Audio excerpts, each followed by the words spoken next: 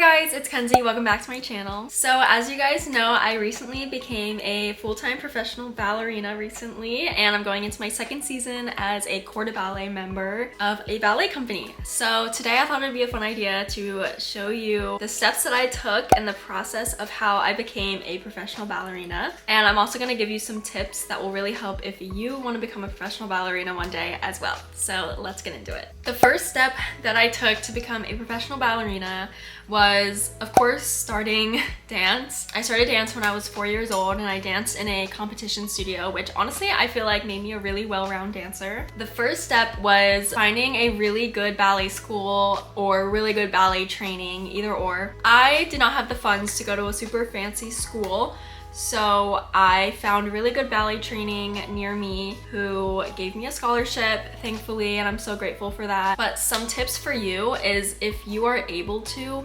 go to a big, well-known school. Honestly, it'll help you so much in trying to find a job later on. For some reason, artistic directors really love if you went to like a big school. But of course you don't have to, so like don't worry if you can't, because there are ways, like I did it.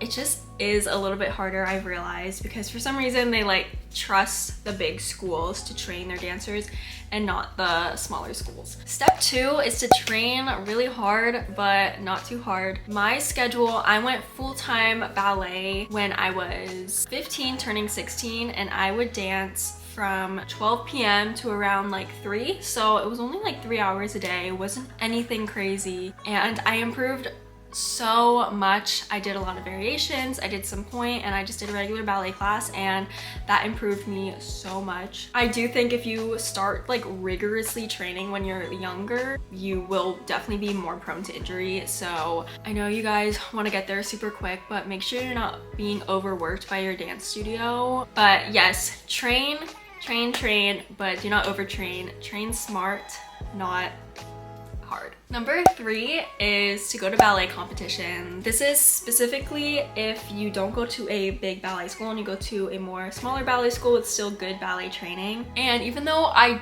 do not like ballet competitions at all, like I personally hated doing them, I knew that they were so important for my career, because all I had was this name that nobody really knew to put on my resume. But if I went to a competition and I at least won something, I could put that on my resume, and that's what I did. So I felt like that helped me in the beginning to get a job a little bit more. It was like a little bit of a boost, because directors really will look at your resume. So I went to a YGP, but honestly, you don't have to go to YGP. You can go to like World Ballet Competition, or just like any sort of well-known ballet competition. I don't love them, but they are really good for your resume. And I also encourage you to like try out for the big ballet competitions like Prix de Lausanne or like something like that, because you never know what could happen, and it would literally just be a turning point in your career. And I wish I knew that a little bit more. It is really stressful, I'm not gonna lie, so just make sure you're not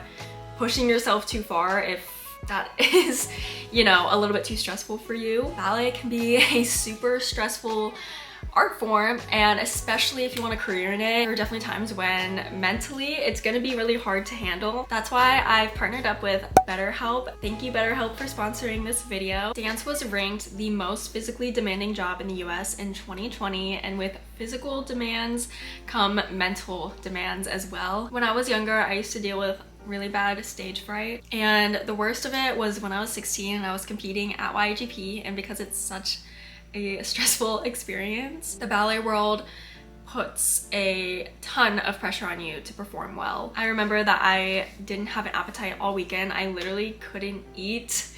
The stress and anxiety was affecting me physically, and I remember the day of the performance, I literally could only eat applesauce, and it was really hard. I mean, in the end, everything turned out fine and great, but this is just one example of how stressful, you know, just becoming or trying to become a professional ballerina can be. I remember being a ballet trainee, which I did a bunch of work and really long hours.